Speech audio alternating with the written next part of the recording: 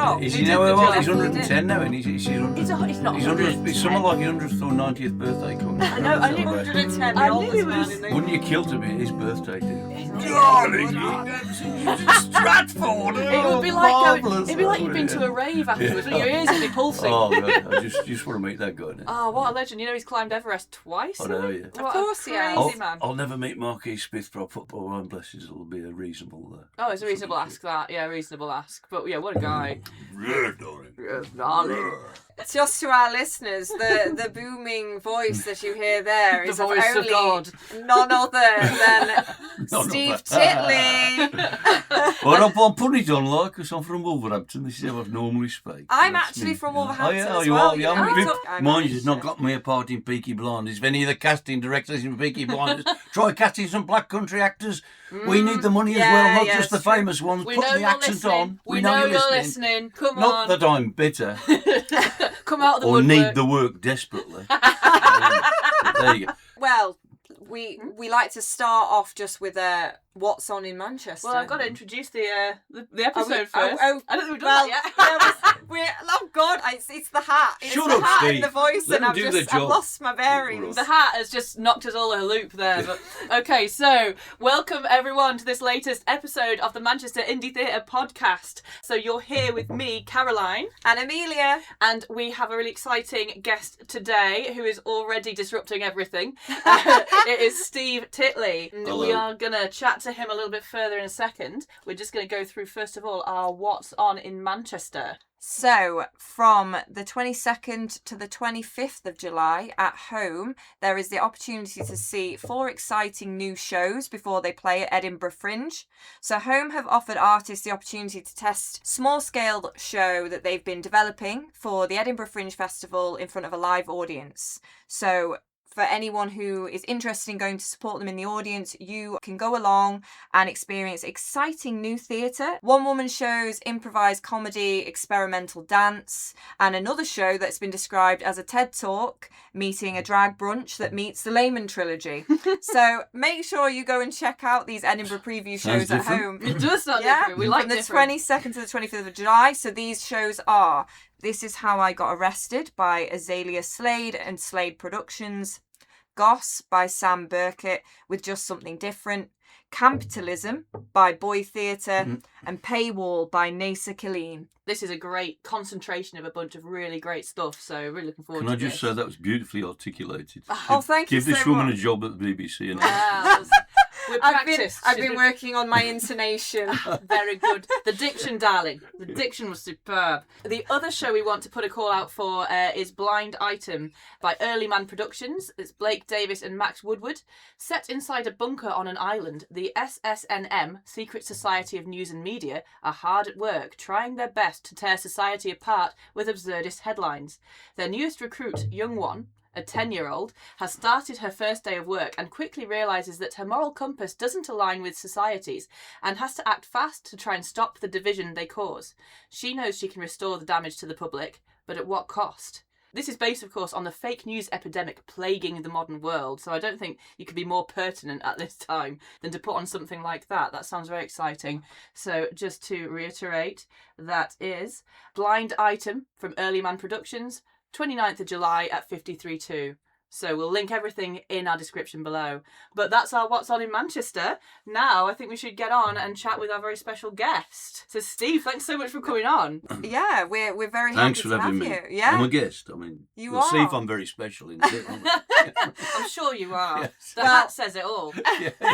This hat's special, but that's TK Maxx for you. you know. So, Everything's special at TK Come on, Maxx. TK Maxx, cough up. I've Yeah, given you an sponsor advert. us. Sponsor us. let's tell the listeners a little more about Steve Titley then. So Steve would describe himself as a quintuple threat, from acting, stand-up, writing to singing to dad dancing, and an all-round modest bloke, which is in no way compensating for a lack of confidence and hefty anxiety problems, with all of this showing off upon the stage. Steve has been acting since he was 7 years old world and has gone on to perform on stage at 53.2 on a number of occasions in the OffCut Short Play Festival. He has written a number of short films and was awarded Best Actor in a Supporting Role for one of them in a 48-hour film challenge. He has a play in OffCut this year at 53.2 called Getting Back into the Groove, and will be doing a stand-up show at the GM Fringe Festival in July called 50 Years of Showbiz Steve. Steve More will... modesty. Oh, yeah. That sounds great. I can't wait. And Steve will also be acting with his good friend Dean Taylor in his play The Come on, Actor's Deaners. Apology, outdoors at Turton Tower in Lancashire, 2 p.m. on Sunday the 2nd of August, if you want to head over and bring a picnic. The Actor's Apology. The Actor's Yes, Apology. darling, we're Good. always apologising for Steve, existing, darling. welcome to the pod. Did we first meet at OffCut? I think that is how we first met. Yeah, That was 3 I years never ago. meet anybody under the age of about 55 unless it's at 53 too. If I meet anybody under the age of 55, I say, oh God, I'm the youngest person here. Yeah. You were being beatific, weren't you? Something. You were being beatific. Wouldn't you sort of be something religious? You were. Oh, yeah. no. So Have I got the wrong? Have I got the? Oh. there was no, I wasn't in that one, but I do remember the one you mean. So Oh, I was in crikey. one with Bayer, I do my good friend apologise. Bayer. Bayer Gonzalez. Bayer Gonzalez, shout out. So we were in a two-hander that was directed by Adam Kakia of Peripateia Theatre. Fantastic. Never Talented love. stops. Yeah. Yeah, they were so great. And it was a bit of an apocalyptic piece, mine. Yeah, about two people who were sort of at the end of the world. Weren't you standing up on a chair looking at somebody now? Oh, yeah, I think that did happen. I There's do so remember many, you. though, isn't there, Because you Steve? are beatific, and I thought, when I see her, I think beatific. Oh, Steve, You were stop. You were standing up being beatific. Do you know what? That Oh, could have actually confused. been at the workshop audition that I remember right. we all did. Oh, it might have been Yes, I that. think Yeah, it that's was right. that, Because but I was playing a divorced dad who weren't happy he couldn't see his kid. Well, improvising, improving, darling. and then I do remember this. Yes, yeah. yeah. We've had a lot of chats about all of your many projects because I know you. Yes, you're an actor.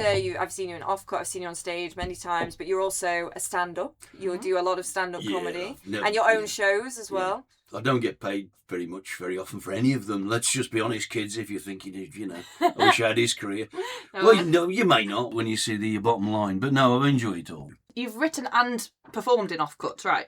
Yeah, So yeah. how many have you done of each, writing and Oh, acting? God. The last one I got in was about 2 stand-ups. I do a bit of stand-up, but Yeah. me being, under this, jolly exterior, periodically depressive, I of course made it sad, even though it was about stand-ups. I made comedy sad, Basically, it was an older stand-up and a younger stand-up, and the older stand-up I want to describe is nothing like me, obviously, but he had a son who was doing stand-up, and he was 50 odd, and the son was 20 odd, and his son was doing better than he was. Oh, yeah. The older stand-up had done a bit in the in their 80s and got a bit of telly, bit of traction, and then just went, became a good club comic, but never got back on telly. And the son was now getting whatever Maisie Adams and all those good young comics are on these days. He's on them kind of shows. So it's like it was thinking, could you be jealous of your own child if that was your desperate dream? I really And I like the decided concept. I could.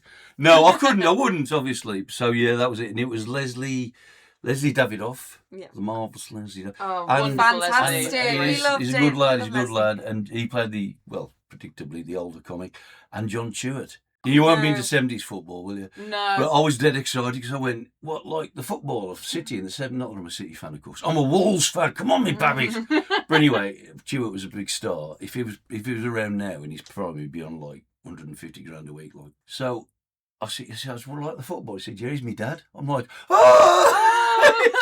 A little fangirl moment. I was excited. He was a bit more laid back about it, Probably seen his dad in his underpants, and over the years, I guess. But to me, it was like, wow, Yeah. David Stewart, Big proper noise. footballer. I mean, proper footballer. That's so exciting. What a strange kind of departure. Not something you'd expect to meet in the But theatre. going back to John's acting career, he was very good. Very good. I mean, yeah. But of course, I made it sad, didn't I? Of course. I'm a miserable bastard. First swear word. Hey. We love a little bit of contrast, though, don't we? We like a bit of comedy versus tragedy, a bit of tragic comedy. Yeah. I think that makes it more impactful. It makes both sides more impactful if you have a little of each. Yeah, Yeah, you well, want a good balance, and you yeah, want to be able yeah. to put that across for sure. Well, the play what I wrote for this next one, what you wrote as well, haven't you? You've got I've got one in there. Yeah. Mention it now. Come on. Well, I've got mine's undeniable proof. I've been mentioning it plenty. Don't Oh, you worry. okay, right, I've been trying to hold You've back. got to push your way. I'm very excited. For Yours is others. getting back into the Of groove. course. Yours, yeah. Yeah. I'm really excited to see that. I'm going to see every single group, Yeah. so that's going to Oh be cool. yeah, I have decided as well. I'll see everybody. Yeah. As I say, so you can go. Oh, they're all great. I'm not going to get through. But Yeah. never mind. I'm prepared for that. Give me best. Well, we were saying before, one's got dogs in it, so none of us have a chance. If you can get a cat on stage and make that act, Now then. I'll vote for you. Make that do what you want it to do. That deserves an Oscar. But no, I've tried to make this one a bit less miserable. Well, the other one had jokes in it, but they were dark jokes. This one, more cheerful jokes. It's basically, my wife said, oh, God, people think it's me. the woman in it is like a middle-aged couple. I said, well, it's sort of an exaggerated version. It's my worst characteristics exaggerated. I'm not quite as bad as the character, hopefully. And it's not really about you, but the woman is the one everybody's rooting for. So what are you worried about? Yeah. And then I called the young actor in it, Jack, and that's my son's name. She said, what do you have to call it, Jackie? Well, Jack's a young person's name. I'll probably... So basically I was writing about myself. But A lot of writers write from what they know, Well, don't what can they? you do? Exactly, Yeah. which is a great thing to do because you can draw from that experience and turn it into something creative and different. Yeah, hopefully I've made a slightly worse version than myself. So that's very self-aware as well, isn't it? That like if you can take your negative traits and not only do you have to recognise your negative traits to start with, but then to be able to exaggerate them or use them in a particular way to support a storyline. That's a huge skill. I know I've written mine down if you want them, all my negative traits. On the back of this A4, well, I've got 2 A4 sheets if you want to. Well, do you know what? We've got time. Read it out if you want. But no, it's a really exciting opportunity. It's so fun to just kind of be. It's real. I mean, the range must be so huge. Yeah, so actually I'm just interested because you guys both involved as writers in OffCut this year. Yeah. So have you found that, being kind of involved as because is this your first time as a writer in OffCut, second. Steve? I did the stand-up one first. Yeah. A couple of years ago. Oh yeah, And yeah. I've been in a couple, acting in a couple before. This is my first. This. I was in Steve Connolly. Steve. I played a dad again. Why can't I just play a spy who's obviously retired, but he's still got it and he can still kill people and, get the girl as long as she's over 50. You know what I mean? Any writers out there? Inspiration? But no, dad. Granddad soon. Well, I've played a granddad. God, that's frightening. But anyway, Steve Connolly, All of Life's Little Problems. Look it up. It's very good, very funny. And they found something by Laura Harper. Laura's a brilliant. Laura, she's lovely. Laura. Absolutely. Great writer. But I mean, at the moment, the writing process of OffCut is very. I mean, you can be as hands-on or as hands-off as you want, depending on your director. Yeah. No. I've gone hands-off this time because I went to see the stand-up one. And I went to see it very near the end, and I thought, God, this is great. This is better than I wrote. It must be great seeing your work as well. Yeah. I mean, I know you've seeing your work come to life, Caroline, when you get to see that and see what the actors bring to those characters. I'm excited to see what, both of your pieces actually and kind of how they come to life in OffCut. It is it's madness when you've written it 2 minutes to the deadline and sent it off. Yeah. And then you see it, you think, fucking. Julia Maiden's directing it, and she phoned me up and we had a good chat. And I said, "Yeah, do what you want. That's a better play than I wrote." It's like. Yeah, Daniel, who runs it, is very much saying we all have the right to attend one rehearsal as writers, and then beyond that, it's the discussion that we have with the director. Yeah. And my team have been great. They've been happy to have me in every single rehearsal. I've just been too blooming busy, so I've left them to their own devices. Now, the last one I went, but it was so near the end. I sort of robbed myself of the surprise because they were so good that they got it tight. They were like a week away. It was bang on. I went to watch it. It was just as good in the rehearsal as it was on the stage. So with this one, I'm not even gone. So I'm not going to go. I'm going to turn up and see it. So it's exciting to see where people take it, isn't it? Yeah. Well, they're happy for me to go, but I just want to go. Can I just briefly say, before I forget, big up 53 too, man. You know what I mean?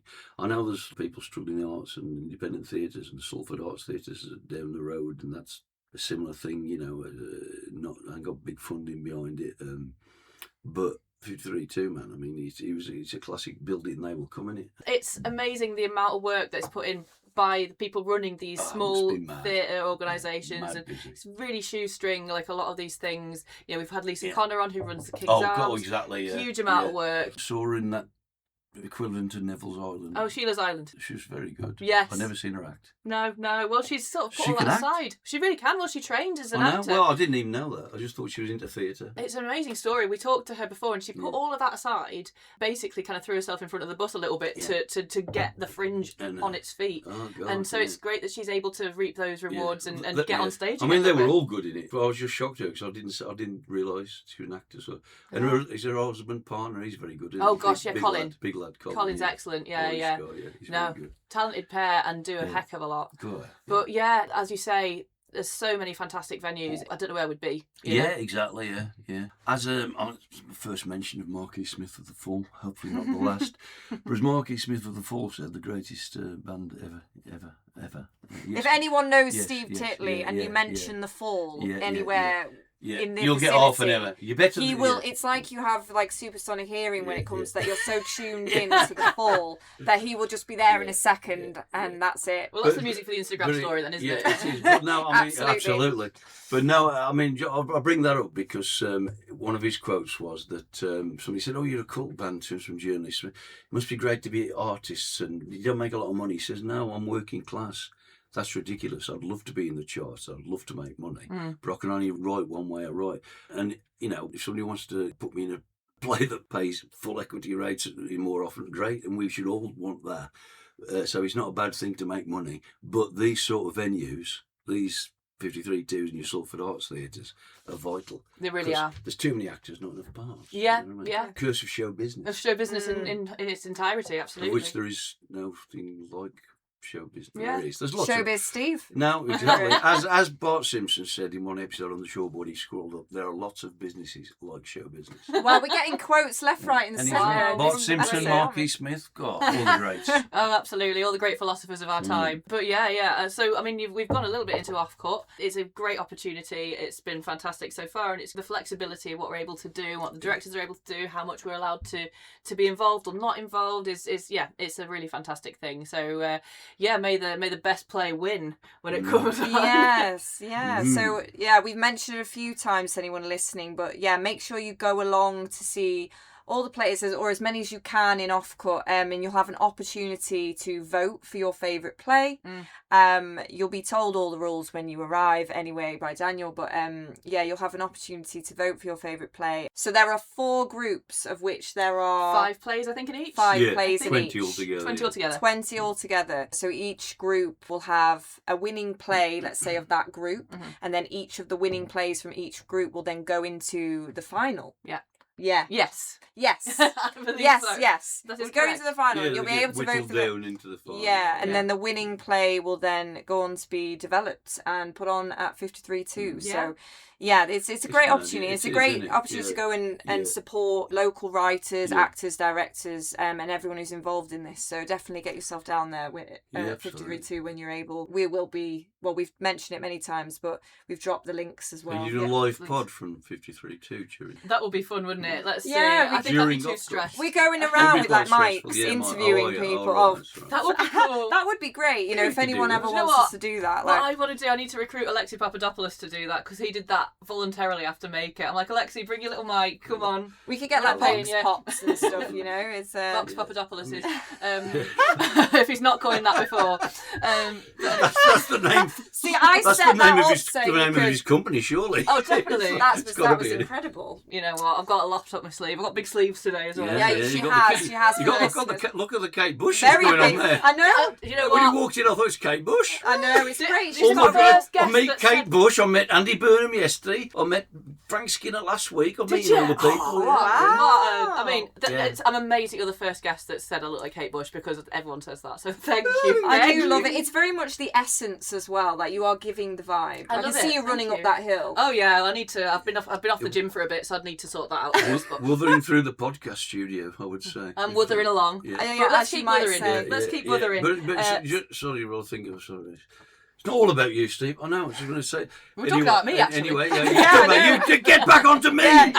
But no. What I was ironically, I'm trying to push my ego down here, but it's a team game, isn't it? Even if you do a one-person show, you've still got a director. Mm-hmm. You've still got the audience. It's always a team game. supportive. Showbiz, isn't it? Showbiz. It's a badly paid team game. Yeah. Unlike Premier League football. Well, it wouldn't happen without the team because it's so badly paid. You just have to muck in, don't Indeed. you? Absolutely. I mean, we say it time and time again, but you could not create what is created without a good team of people behind it. No, there's no, it can't be done single-handedly. Yeah. And it does rely on the teamwork and the talents of everyone involved. This is definitely an example of the Manchester community coming together to create something great. Oh, it really is. It really is. But, fantastic to chat about the fringe scene, OffCut, everything like that. But it'd be great to hear more about your background, Steve, where you started off. I haven't talked about myself enough. Yeah. Good no, God. That's what you're What's here wrong for, with mate. me? That's Yeah, what- you said that you started. I must be ill. You said, That way acted, you mean? Or? Yeah, well, what? Yeah. I mean, what possessed you? What possessed What possessed you to decide? My to do news, that? darling. What possesses us all? So, I mean, I bore myself. There's so many actors in it, in radio. I tell him, they go, "Oh, you seem very confident." You go, "I was a really shy child." And I think a lot of actors are really shy. I was a really shy child. And then I was 5 or 6 or 7. And if Mr. Cattell's, he's still with us, thankfully. He's an older gentleman now. He was a deputy head at my school, Loxdale Primary School, Bilston, near Wolverhampton, home of Wolverhampton Wanderers. And he was like, we're all working class kids, obviously. Did I tell you I lived in a council flat? Sorry, I always bring that up as well. But he sounded posh. Everybody sounded posh to me. They still do. Probably wasn't. He was probably sort of your sort of Paul Wolverhampton, sort of well-bred, nice person. And nice. I mean, I guess person. I moved when I was like Oh, 7. sorry. So who knows? There could be a parallel world where I stayed in Wolverhampton. Well, yeah, I'm common like me. But no, anyway, he seemed posh and seemed actorly, but he wasn't. He was a classic. I don't want to be on stage. I'm not interested. We had this little orchestra once, and he could play like 5, 6 years, but he used to write all the music for the plays. My mate Richard Hutton, if you're listening, Rich, I'll send you a link. He could play the keyboards. His granddad had taught him. A few other kids were playing stuff. I could never play an instrument. I was scared. I could play the recorder, but I used to cry because I thought if I hit the wrong note, for some reason I was scared that I'd play the recorder, hit the wrong note, and everybody else hit the right note. So I can understand that feeling, though. But I that's think the a lot same of as people being on relate. stage, though, isn't it? You could go and say, well, if I do the wrong bit, everybody's going to look stupid, but I don't feel that way about the stage. I don't know why. But anyway.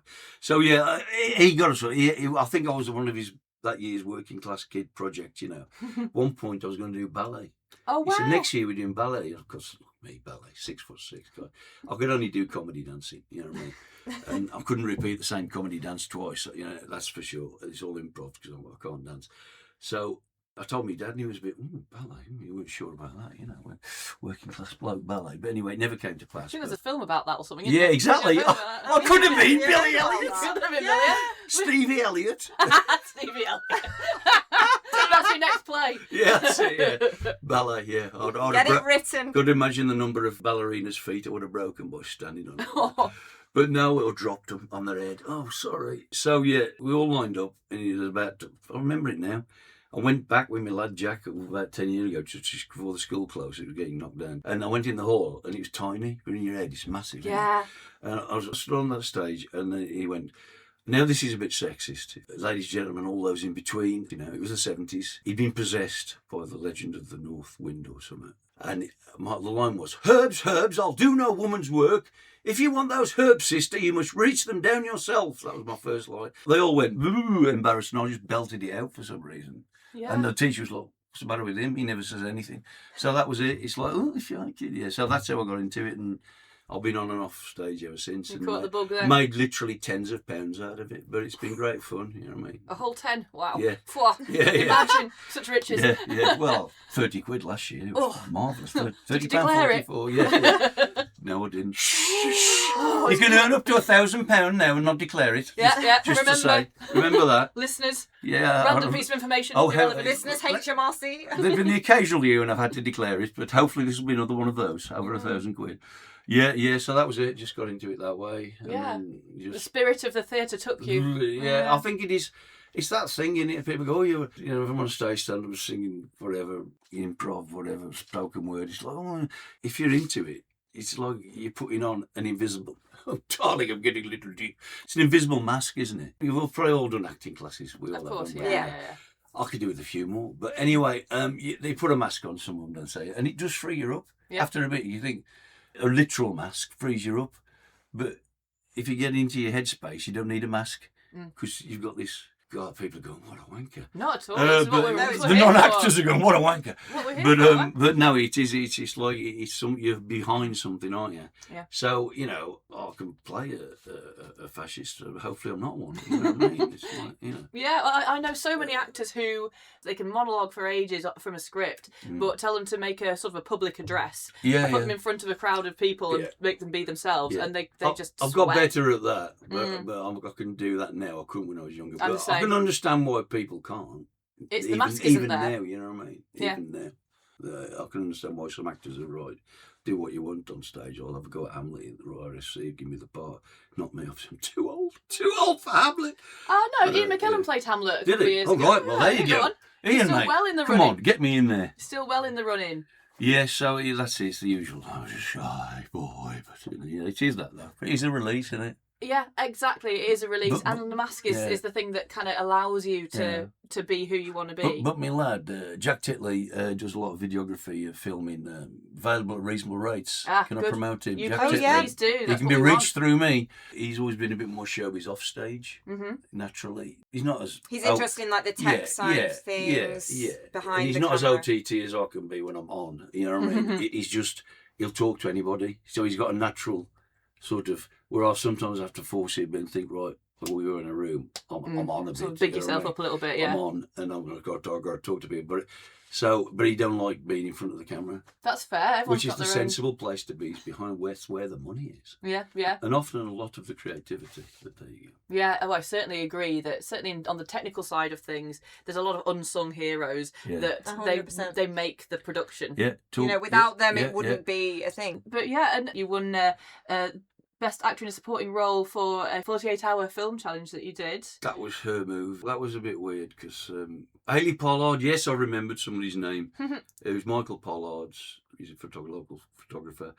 Who got me into the fall? Do you want to talk about that in a bit? Anyway, he got me into the fall. How long you got? How long you got? Yes, Have a separate episode for that. I have got actually only once to listen. I've got on Mixcloud. It's called The Church of the Fall. There's 12 episodes.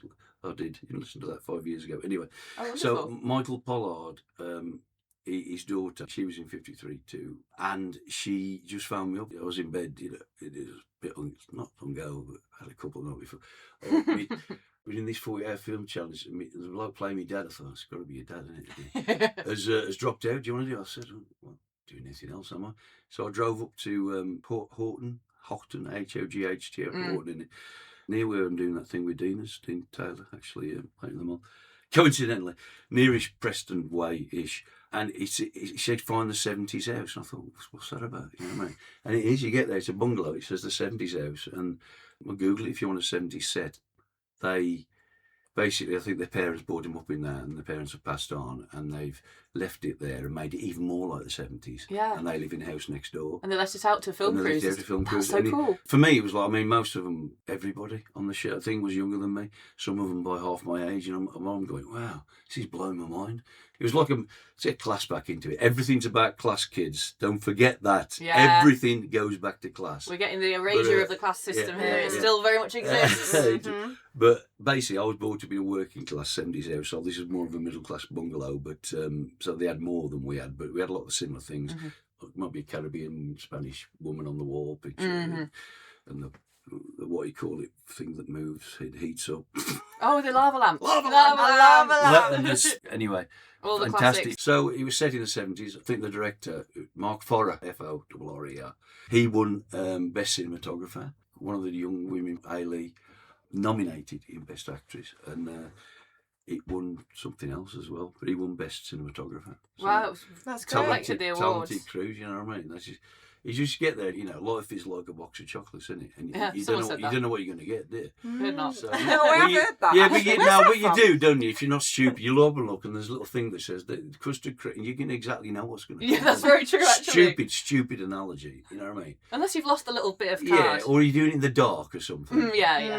You make it work. You can make it work. Some of these lines don't work when you look at them, do they? But anyway, so you know what you're going to get, but you got there and you thought, I mean, Ailey's, she's a great actor, and you just walk in a room and you think, ooh, you know. Yeah, and got a really good team going, really good dynamic. Well, I'm getting just what I need, and we're giving each other just what you need. You bounce off it, you know what I mean? Not too much, not too little. Yeah. You're trying too hard, it shows. When you're under trying, it's underpowered, isn't it? But we all just worked. But it's such pressure in those competitions. You could walk in the room and the team just doesn't gel, and you've not got long to do but it. All the backstage people, the makeup person, she was great, and doing the effects and.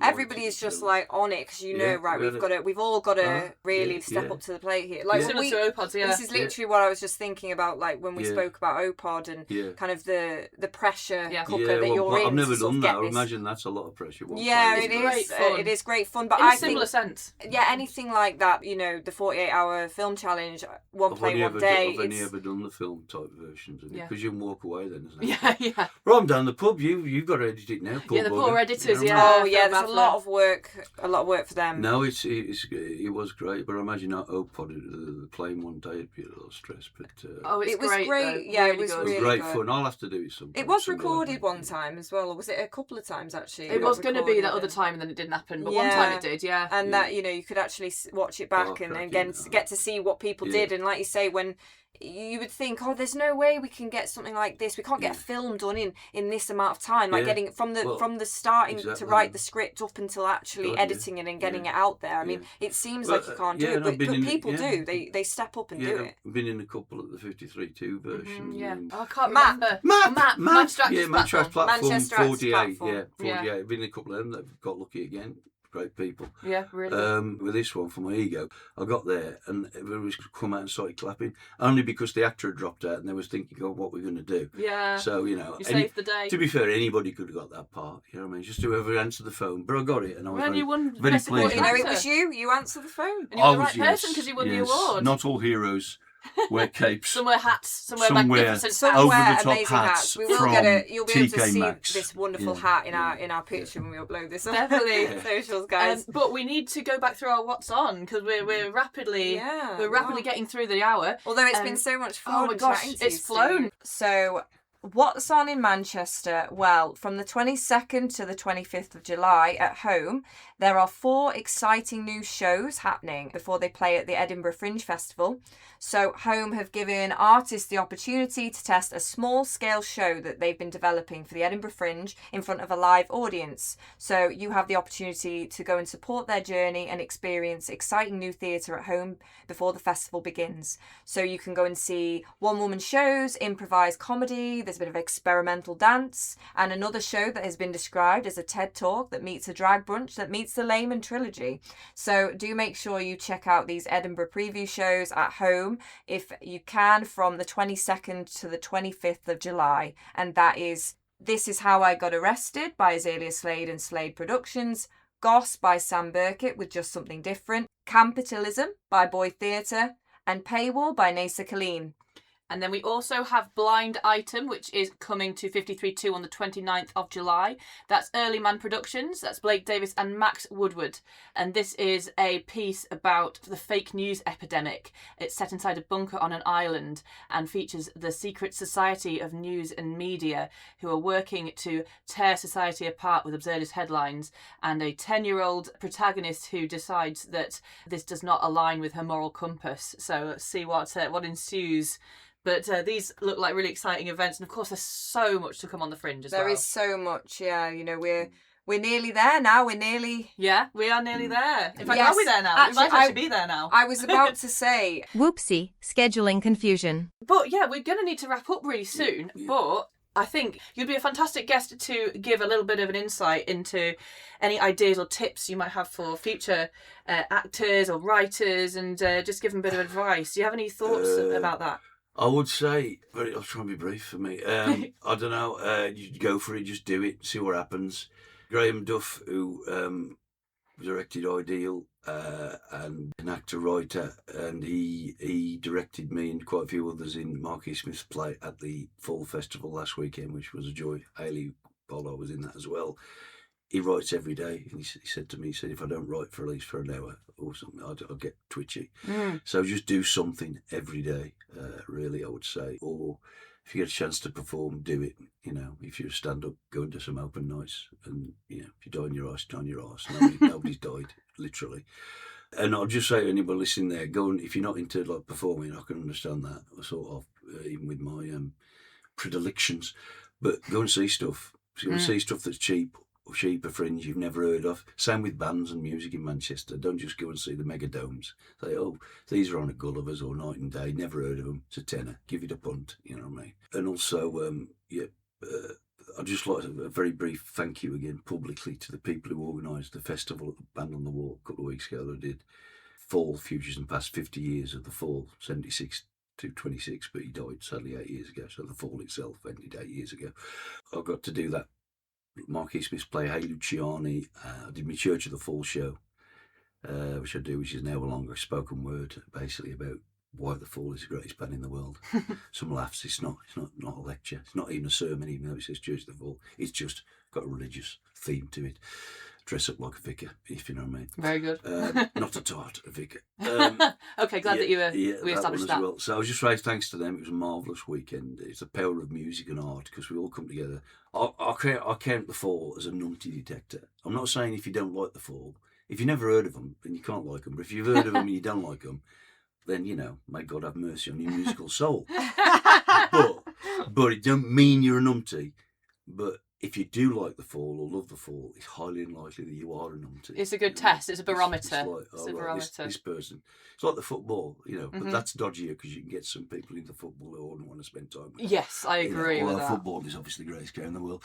So thanks to them. They also, I'll get make Frank Skinner. That was funny. Show me a Frank Skinner story.